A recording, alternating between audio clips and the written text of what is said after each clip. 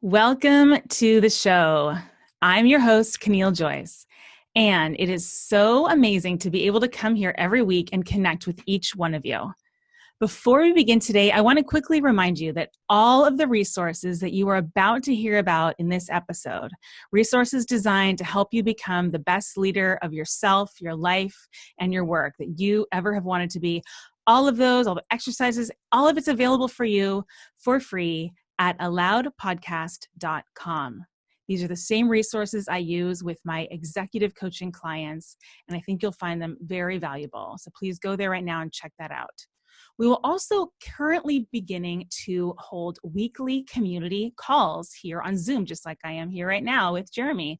And these calls are to bring us together and spend a little time just reconnecting with ourselves and becoming stronger, more present, more aware, and more invested in the impact that we want to create in the world. I want to invite each of you to become part of these calls. We're all in this together, and my hope is that we can be there to support each other. So please join the C group. You can join that at my Facebook community page, and we will have weekly video calls and online support ready for you, again, free of charge. So please find links to that and more information at alloudpodcast.com. And thank you for those listeners who have sent me the request for this. It's a fantastic idea, and I'm so excited to get started on this. Now, let's get right into today's show. We are in a time of deep change. Not just change like we've talked about many, many years in a row, but this is deep change. And there's actually a technical definition for this. It means that we're in a kind of change that requires not just incremental shifts, but deep transformation where we don't know what the end state is going to look like for us collectively, us as a nation, us as a planet, but also each of us individually. It's going to change the way that we need to show up as leaders and also in the way that we need to live our lives day to day. Today's topic of leading with empathy is a hugely beneficial conversation for all of us to be having right now. I can't think of a better day I'd rather be recording this episode. We have our close friend, my close friend, a woman who I've known very well for many years, and a truly world-class, phenomenal leader, Jeremi Gorman. And she is here with us. Jeremi is the Chief Business Officer at Snap Inc. There she leads global sales, agency partnerships, customer and business operations, platform integrity, trust and safety, and creative strategy. And I happen to know, because the little birdies have told me, that she also is a huge influence on people's mindsets and the culture there at Snap. Before she joined Snap, she was head of global advertising sales at Amazon. And with Jeremi's first-hand knowledge of being a leader at two hugely successful companies, she brings us some great insight into leadership from both a corporate but also a personal standpoint. So what is so refreshing and inspiring about Jeremi, which makes her so different from many of the leaders that you will often read about, is that when we're talking about, what topic, Jeremi, would be the most of service for all of us right now, she was the one who brought up this conversation about the importance of practicing leading with empathy. You wouldn't necessarily expect a leader of a large corporation to be so passionate about this topic, right? It's increasingly the case that we're getting curious about it, but here is a leader who's living it, and she's doing it with a tremendous amount of success. And it just goes to show us that company values come from the top. So the leaders who practice these company values are leaders that teams are eager to support. Teams are thirsty for it. These are the teams that become willing to pivot, teams that are willing to learn and to change, not just professionally, but personally. Teams that stand together during times of crisis, whether we're dealing with a world crisis or an internal crisis. So I'm so excited to welcome one of my favorite people, Jeremi Gorman, onto the show today.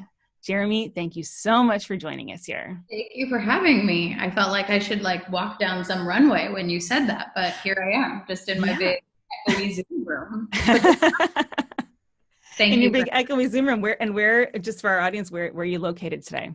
I live in Playa del Rey, California. For those of you who are local to Los Angeles, right near Playa Provisions on the hill above it. So I can look down and see an amazing restaurant that I can't go into. So that is where I live. And my husband's working in one of these other rooms over here. So we're trying to keep our noise to ourselves. But I apologize if there's some echo here. All good. You've got a wonderful, nice, cool tile floor, as I know, because I've been there before. I think I've told you this before, Jeremy. So for context, so Jeremy and I, we met in college. We were actually in a sorority together. We are Delta Delta Deltas. And we lived together in the same house. We had this tradition, every year we'd have this thing called Dad's Day. So Jeremy's actually met my dad many times, and I've met her dad many times, and both of them are really awesome, funny people. So Jeremy, I don't think I've ever told you, my dad used to live like a block away from where you live right now. You know, the part of the hill near you where they've cleared, there's no more houses allowed to be built for this huge stretch right along the beach in Los Angeles, because the airplanes fly overhead. My dad used to live at the northmost corner in a house that now doesn't exist anymore. Oh my gosh. When he was going to UCLA. Oh, look at that. Go Bruins. Go Bruins. Totally. Yeah, we call it the ghost town because the streets are still there and the lights are still there and some of the mailboxes are still there, but there's nothing there anymore. That yellow grass is a good reminder of how much water we are wasting in Los Angeles by making it stay green everywhere. I did not waste water today. I have not showered, so you are welcome. It's kind of a crazy time right now. So Jeremy, I'm going to make you really uncomfortable. Okay. You told me I was allowed to do that. Yeah, you're always allowed to. I'm allowed. So I'd like you to brag about yourself a little bit. I know you don't want to do that. Oh, okay. Because I really want, you know, I have been able to watch you from the sidelines for 20 years, and our listeners haven't had that chance. So I thought I'd kick you off with a couple of things that I love about Ms. Jeremi Gorman. Thank you. And then you can follow. I want you to include some of your professional accolades, please. So this is my best hour of the day. Good. Jeremy, you built the Amazon Media Group, and I'd like you to describe what that group does. From how many when you joined? 5? They don't publicly disclose the number, but it was okay. It was small to large. So yeah, it was a pretty exciting experience. I was working at Yahoo. I'd been there 6 years. You know, it's interesting now in 2020 to look back, but in 2012, which was when I left and went to Amazon, Yahoo was the biggest website in the world, and it wasn't even close. And it actually still is one of the largest websites in the world, but gets a little less attention than some of our other friends in tech these days. And so leaving Yahoo was kind of a crazy thing to do in 2012, to go to a company like Amazon that clearly had a lot of opportunity, but had a little bit of a rocky road. I mean, there was an Amazon.bomb, stock had been to $4. Definitely on a good trajectory by 2012. But you know, it was a little oddly riskier to think of that now. And so I was at Yahoo and I was running a financial services team, ad sales team, and I got a call from Amazon. And the reason that they called me was that I had formed a really close relationship with one of my clients at Visa, well, the set of clients that were at Visa. And Amazon was starting this ad sales group, and they called Visa and said, what do we have to do to earn your business? And they said, hire Jeremi Gorman, which I think is probably the best possible way to find a job, is your client recommending you. So Amazon called me. I declined the offer twice. Again, feels a little insane right now to say, like, I declined an offer at Amazon from Yahoo twice. And then the woman who was running the media group at the time, a woman by the name of Lisa Utschneider, who is now a CEO and mentor and friend, she called me, and I remember exactly where I was. I was at the San Jose Convention Center, about ready to walk into an Amy Schumer show with a client, which was awesome. And wow. I feel like early days Amy Schumer. Yeah, early adopter. She was opening for Bill Maher. Wow. I was taking clients, and my phone rang, and it was Lisa. And she said to me, you don't have to come here, but don't stay there. And I said, why? And she said, because you're growing and it's not. And at some point that will frustrate you. And I accepted the job right on the spot. And I realized, like, I want to work for somebody who will talk to me like that. Interestingly, she left Amazon and went to Yahoo. and which is like it's crazy. And so of course we had really deep dialogue about that. She went over to be the chief revenue officer at Yahoo. And so I teased her, of course, and was like, well, they're not growing and you are.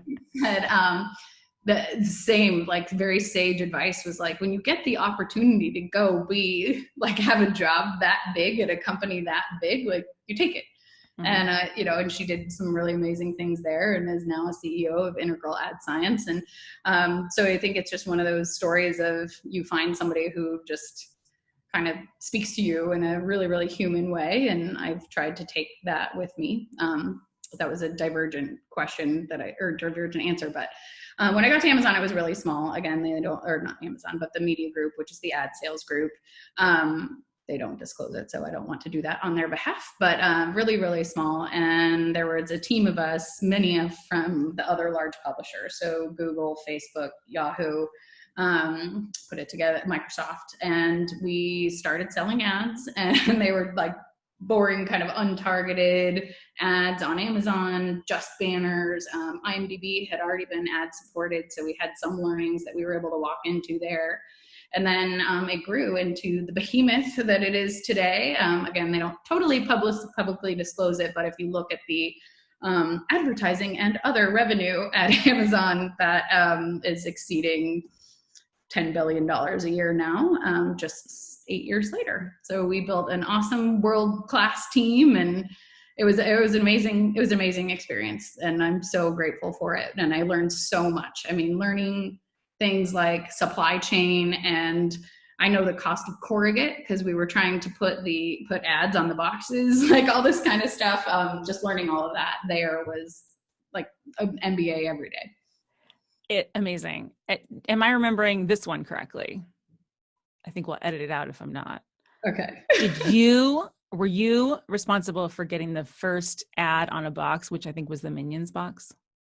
There was a team of us, but yes, that was my passion project. We had a really great meeting with Universal, which is the studio that put out the Minions movie, and they were talking about like, well, how do we do something really big and different and cool? And I think this is a really good kind of like, how do you work with clients with empathy and listen and think? And one of the things they said was, well, tell us about your experience at Amazon. And this was in 2015 or thereabouts. And I said, one of the things that's so interesting about it is every time I tell somebody that I work at Amazon, they respond with, I love Amazon. So I said, well, let's stop and think about that. Like, why do people love Amazon? Like, you looked for the thing, you picked out the thing, you paid for the thing, and it comes to your door and you're like delighted with the thing. And why? It's a gift, like a gift from your 2 days ago self. Like, why is that delightful? Yeah, it does feel magical. Like, how did they do that? Like, how did they get that to me? How do they have everything? And so we thought about what a cool opportunity it would be for an advertisement to surround that moment of joy. So that was the that led to putting the Minions on the boxes, because people feel the same way about the Minions. So it really kind of wouldn't have worked with any other brand as a go, because you have to have that same synergy of like, yeah, I want to see this. This makes me happy. This box makes me happy. These little dudes make me happy, because otherwise it feels like an intrusion. It's like, wait, get this ad out of my house. Very passion project. I'm not delighted with an ad for soap necessarily, but Minions for sure. Unilever does some great Dove ads. They do, actually. Those are fantastic. I feel so inspired when I see those beautiful Dove ads. Oh my gosh. Who knew? Celebrating women. Yeah. So other things I just wanted to drop in there. I think of you as a fantastic athlete and a crazy good rhymer. So I think you can rhyme anything. If I give you a line, I think you can rhyme. As long as it doesn't end in orange, yes, probably. Right. Jeremi worked at Amazon. And from there, she has moved on to a company called Snap, where they really give a crap about values and opportunities and being kind. And it's a very special place that Jeremi did find. Woo! See? Yeah. Okay. So all of this, it's even listening to you brag, it never sounds like you're bragging, but I can imagine that on paper, to those who don't know, you might be a pretty intimidating person. I mean, you just co-hosted or were on a Zoom call, hosted with you, Katie Couric, other big stars. And I think that for, the people who were like us 20 years ago, coming out of college and entering college, however old we are, they might wonder, how can I ever become like you? So when I've met that audience, one of the common questions that I've received, and I'd love you to answer this one, is, are you done? Like, are there any challenges left that you still are facing, or have you kind of figured it all out? Oh, no, I have not figured it all out. And I'm also laughing that you called me intimidating after I just rhymed the word crap, but yeah.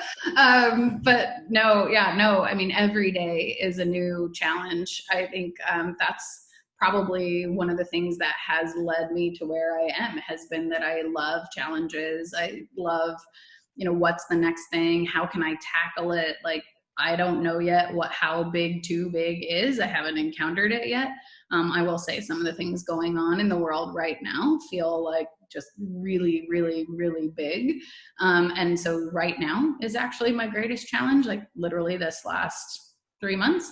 And so I know there will be more, because there's never not been more. And so, no, I think continuously learning. I'm learning even right now, like as of, every single minute over the last bit, is how little I actually know. And I think that's actually a really, really important attribute in a leader, that you never stop evolving. And it's been like really an important period of reflection, and needing to lead with empathy, like genuinely just listen right now. It's only our job. Like, that's our only job right now, is to listen and understand and then pivot appropriately. So no, I don't think I'll ever be done learning. So beautiful. What a time. So there's not a single leader who's not thinking about, how do I respond? What can I do? What can I say? What should I say? What's the message my company needs to hear? And I just personally completely agree with you that this is a time to listen. And and the paradox of this is that we think of leaders as people that have something to say and that are going to send people in a certain direction, and they're decisive, and they're leading everyone forward. And yet, what you're speaking to is that in this case, leadership is about listening.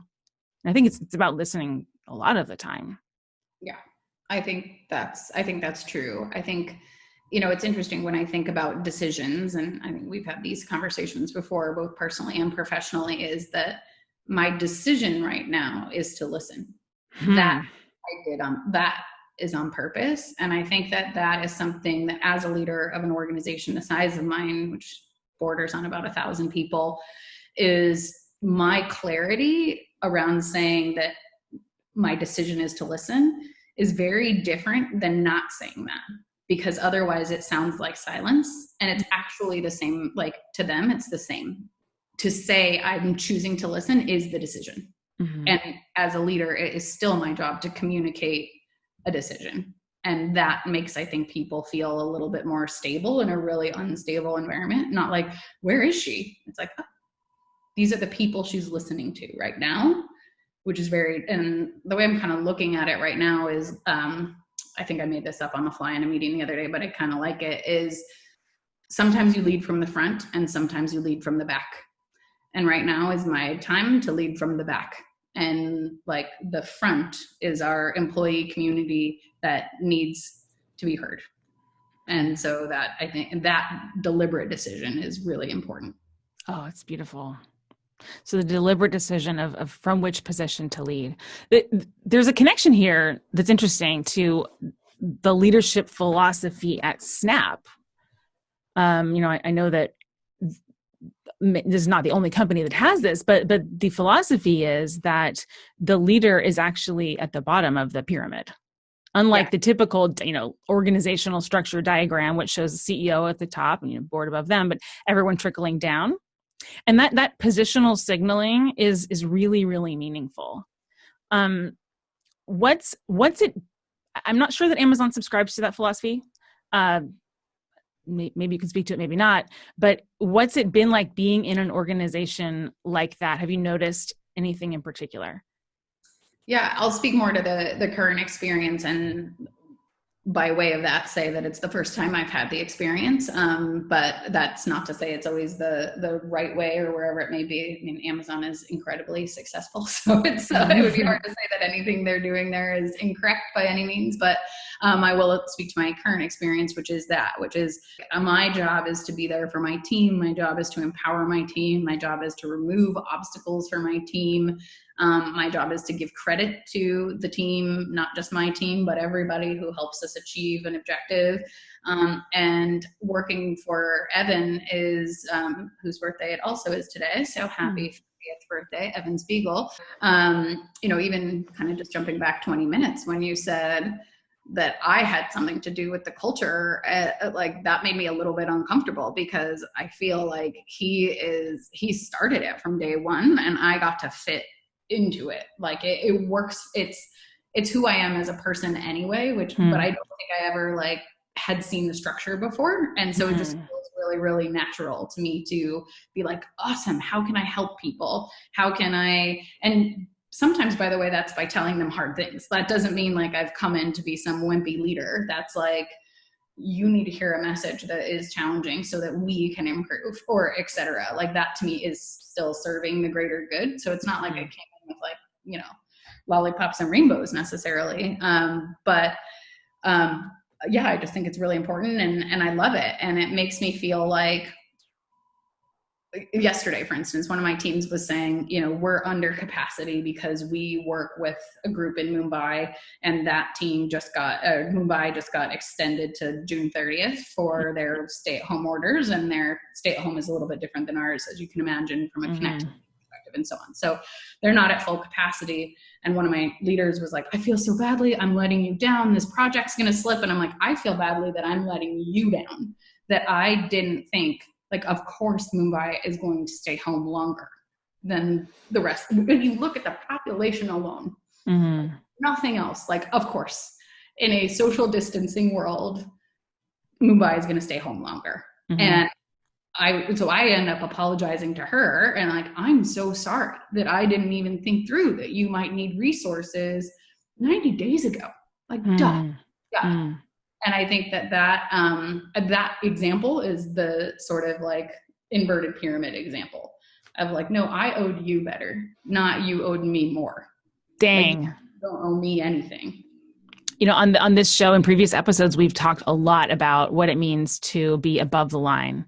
And, by definition, it means that you're taking 100% responsibility for everything that you can control and impact, whether you know it or not. And including the things you accidentally impact. And I love that, from the second that she said that, you recognize that months ago, there was an opportunity to make a different choice or notice a different thing, be more conscious of something, and you didn't do it. But I'm also hearing in your voice, there's not a sense of self-shaming or self-reprimanding. It feels very clear and clean. This is such a, just for the listeners, this is such an important thing. I want you guys to actually even rewind it and listen to the way that Jeremi said that and what you feel in your own body, because we so often mistake empathy and compassion with either softness or self-blame. And neither one of those two is leadership. Leadership is, I am interested in discovering all of the different ways that I can create impact. What can I be responsible for? And I got to own it, right? If there was a choice I had and I didn't make the choice, I need to own the impact. And that's conscious leadership.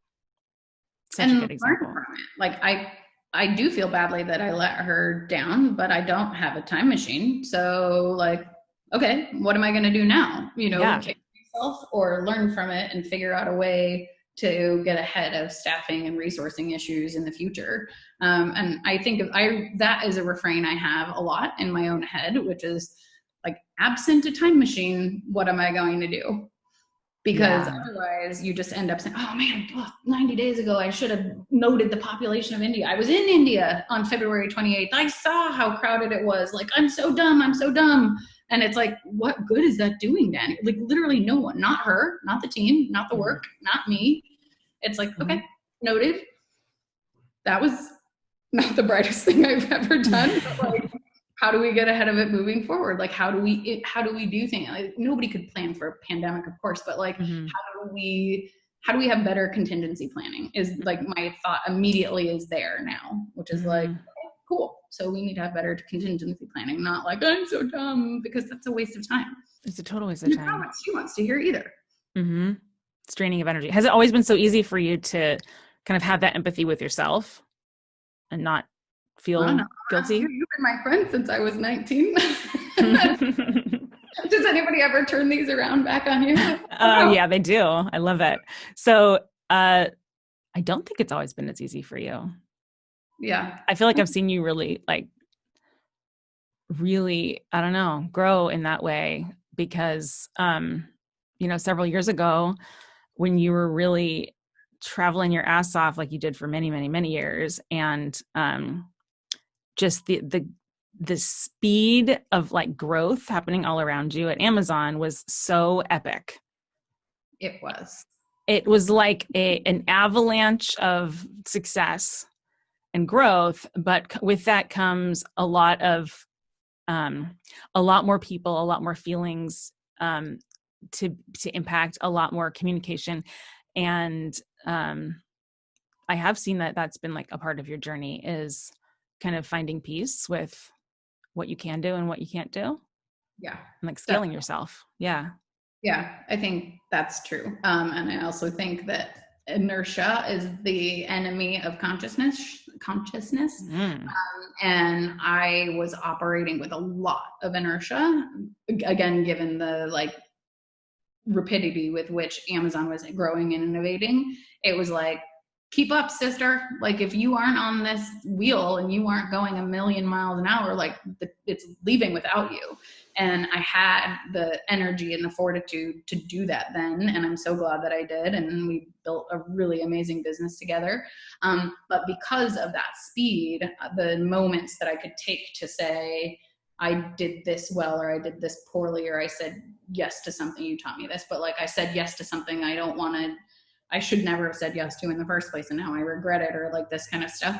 It was just going so fast. I couldn't like even stop and breathe and make those choices to say, I miss my friends, I miss my family, I miss living in my own house, which I did not do for 3 years because I had an apartment in New York because that's where I had to be to build this business. And yeah, Brian was living there in Playa. Yeah, Brian was living in LA and I was living here, and I was coming back every weekend with it, which is exhausting in and of its own right. And I didn't even think about it. Like, it was just like, we're opening New York office. Okay, good, go find an apartment. Great, sight unseen, fine, sign the thing. I don't care. Like, great, now I live in New York. Ah, crap, I'm in a Trump building. I have to move again. I'll sign another lease, sight unseen. And it just was so fast. And then I would get these moments, like with our friends, for instance, where somebody would plan a trip. It wasn't me. I didn't have time to do it. And I would go on it. But I know that there were moments that I would like count towards, like, you get there on a Thursday. I don't unwind till Saturday morning. I typically enjoy Saturday. And then by Sunday morning, it's like, okay, let's go again. And I regret that. Mm-hmm. You regret that? Yeah. But, same. I'm not going to like beat myself. Yeah. I don't, butterfly effect, I suppose, is all the times I left early on a Sunday. Mm-hmm. I remember which was every time we would go somewhere, I would be really sad because you guys still had one more day and I had to go somewhere else. Yeah. And Well, last time when we went to Steamboat, so we're part of this really awesome group of really amazing women.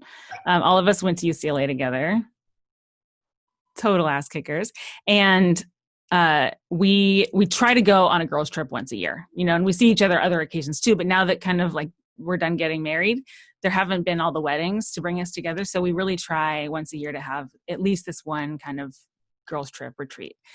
I think the last one we did was to Steamboat Springs in we went to Colorado. the Cayman Islands, and you couldn't I come. didn't go. I didn't do that one. I was lunching aloud when you guys went to the Caymans. Yeah, well, good. See, here we are. Yeah, but when we did that, I remember it was snowing crazy. You and Mo, who's a managing partner at Deloitte, and I were all going to get into a 4 a.m. Uber to get to Denver Airport so we could fly back for Sunday. Yep. And I was like, I can't. I just can't. I need those 2 extra hours.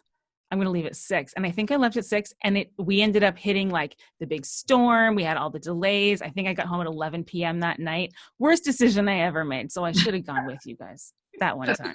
We take an Uber from a dude ranch. Remember, they didn't even have Ubers. Then they're like, oh, sorry. Like couldn't. Yeah, anyway. Yeah. So I think those things, I regret them a little bit. On the other hand, they are so like, they all blend together in a really positive way. And I mean that about, weekends with my parents where I would leave early on a Sunday or I'd miss something. And I realized that now, even though I wish I had spent more time or been more conscious during those periods of time when I was doing something amazing, I don't actually remember what I missed either. Yeah. In a good way, right? Like, I'm not like, oh man, they had the best Sunday ever and I wasn't there. And so, it's a collection of memories that are all really positive. Okay, I want to talk about work travel real quick because we're on the topic. So as we were leaving for Steamboat, we were on the same flight, and we got to the airport. We were at Delta at LAX, Los Angeles Airport. We are about to board. Jeremy is I don't know if there's like a diamond level frequent flyer, but I'm a Diamond 360 member with Million Miler. Oh my goodness. Proudly, very proudly. And so when we get to the gate and we're about to board the plane, the attendant who was checking people's tickets said, "Oh, hi, Jeremy, welcome back." They knew you because you're like, that's not a good thing. That's not a good thing. And now you're grounded. You're not traveling at all. I mean, what's that change been like? Because it's a really kind of different lifestyle. It is a very different lifestyle. So right now I'm not traveling at all. I had thought that I wouldn't travel as much in my role at Snap because it's based in Los Angeles. That turned out to not be true. It wasn't like they overpromised and underdelivered. I think I just had hopes that I would travel less, but I didn't. Right now, it's pretty amazing, actually. I think there are things I'm realizing that I had that just had become normal. So, for example, I'm a really bad sleeper. I was calling myself an insomniac, and I woke up in the middle of the night all the time. I have to take sleeping pills, like the whole deal. And I realized that I think I was just jet lagged all the time. Actually, that like my body did not have a circadian rhythm because I was in so many different places for so long that my body was just confused. And now, despite stress being a reason to stay awake, my body gets tired, like at a normal time, 10:30, and it wakes itself up at 6, and like all these things that other people talked about that have never happened to me. So that's been pretty awesome. And then also I'm realizing this notion of essential travel is really interesting to me because like all companies right now, ours included, say only essential travel is allowed. And I think to myself, well, why would you do it if it wasn't essential? That doesn't seem like a good fiduciary decision or a time commitment decision. But then I think back to all the things I did that probably weren't essential. And I'll give a real example. There is a new chief marketing officer at Unilever. So I'm glad I gave her credit earlier. And she's based in London. And so on March 31st of this year, I was supposed to go to London to have a meeting with her, but I had to be back here on the 2nd because Snap was going to do our annual partner summit on the 2nd, which we were entertaining other clients on the 1st. I was in India, and then I had a couple other trips I was supposed to do. So I was going to fly to London for 24 hours to meet one person. And that felt really normal to me. And like, because it was like, well, yeah, it's a chief marketing officer of one of the biggest companies in the world. Like, of course I'm going, and they're an important customer of ours, and I genuinely like them. Mm-hmm. And now that we have these Zoom connections and these kinds of things, I realize actually that it's the definition of essential that's going to change, because that was then business critical. It's a very important customer. We care about them a lot. Showing them the respect to go meet their new chief marketing officer is appropriate. And now I think even they would be like, that's insane. What were we? Like, why was anybody thinking that that was a good idea? To go to London for 20 hours to have one 1-hour meeting. Wow. And so I think that's the part that gives me like some hope, is I think everybody's coming to that realization at the same time, that like it would be fine to do a 1-hour Zoom call with that woman who I've now gotten to know via Zoom, and she's amazing.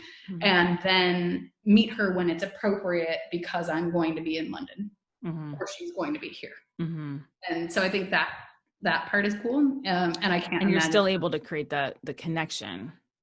I would say mostly. There is still some degree of kind of the after the meeting chatter, I find. The like literally walking from the conference room to the elevator, or waiting for the taxi, or wherever, that can't be replicated when you just hit a button and log off. But yeah, I think mostly yes. What it helps that everybody's in the same position, because there were if our competitors were doing the other and taking people to dinner and getting to know them more personally, then we would be behind doing this. So it does help that there's a level playing field. Yeah. What about in the workplace, with your team? What have you done? I mean, the idea that this is the time when you've been so focused on connection and connecting emotionally and listening at this time where we are social distance from our own teams. Like, what have you learned about how to create a sense of connection within your team? I've learned that it's changing and that there isn't a recipe. So at the beginning, it was, how do we make people feel connected? Nobody's been in this situation before, where all of your teams and all of your cross-functional partners and all of your friends are not together. And so there was this big sense of, let's host an all hands every week. I want to send a video every day updating people on what's going on. I want to send an email. I want to open a Google Hangout and just let people like cruise in on office hours. And at the beginning, I think all that stuff really, really mattered. And not long after that, people got very overwhelmed by it. Not just me, but by it, like everybody. Everybody in every company was like, whoa, I don't need 40 check-ins to like make sure I'm okay. I want to have the permission to let you know when I need to talk to you, not like a pull methodology versus a push methodology of communication. If you, kind of grapple with that concept, and it's changing a ton. And then so at the beginning, it was a lot. And then in the middle, it kind of became, when something important happens, instead of just sending an email, I'll do an all hands or something, so it's a little bit more personal. And so I've talked to my team more this last week than probably since the first week of COVID.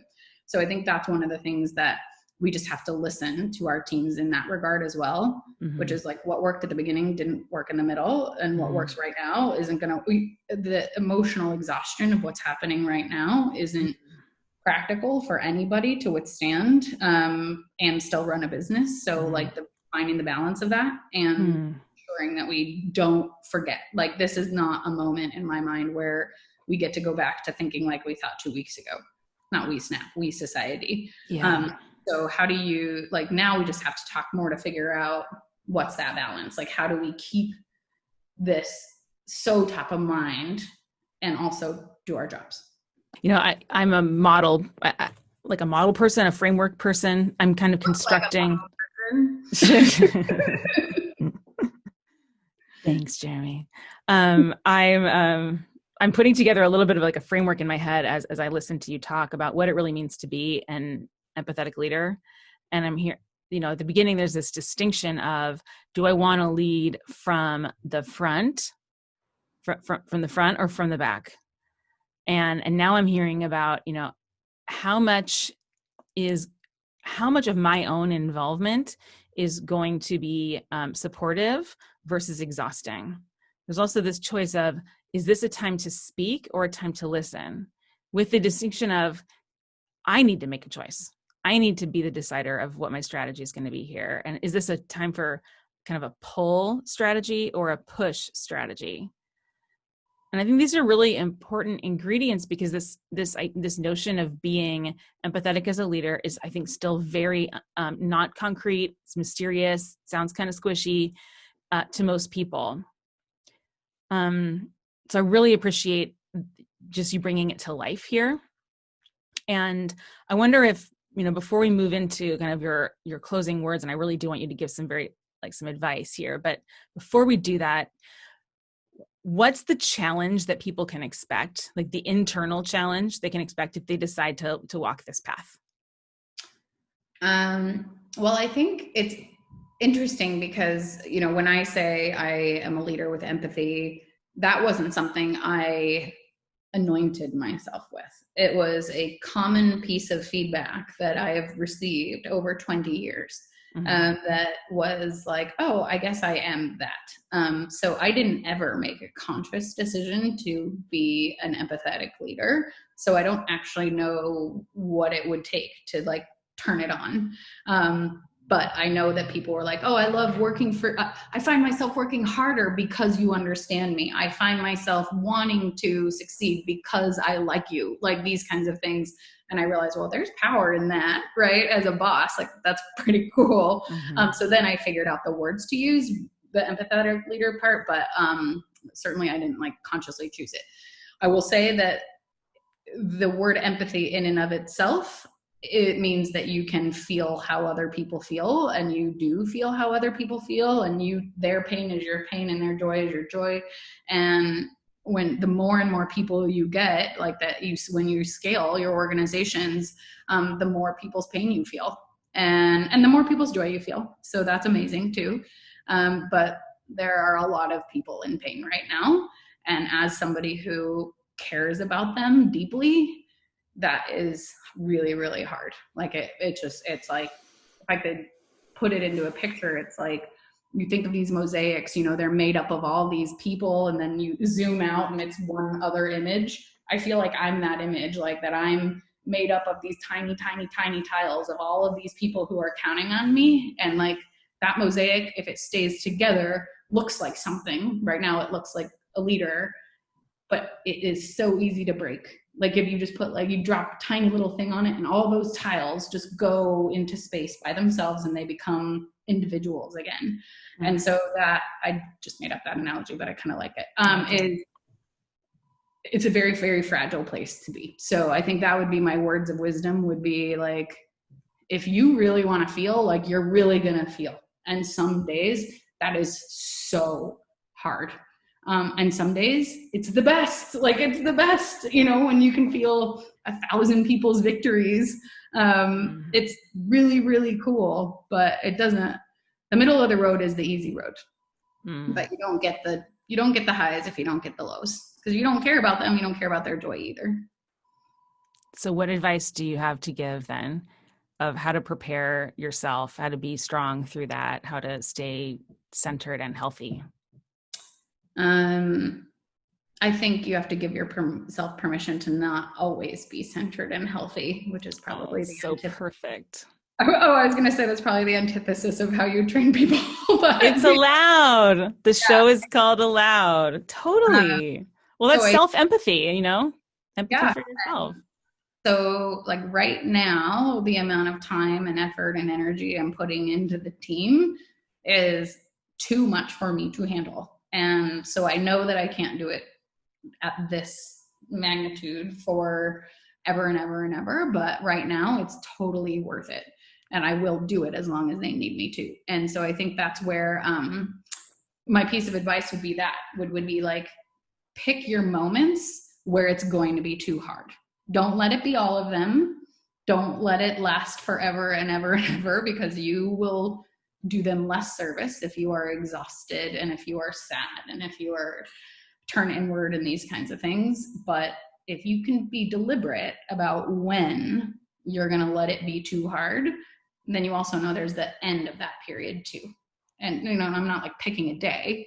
It's more like I will feel it from them, just like I did with COVID, which was I feel from them that they don't need to hear from me every day. I actually feel like I'm annoying them now.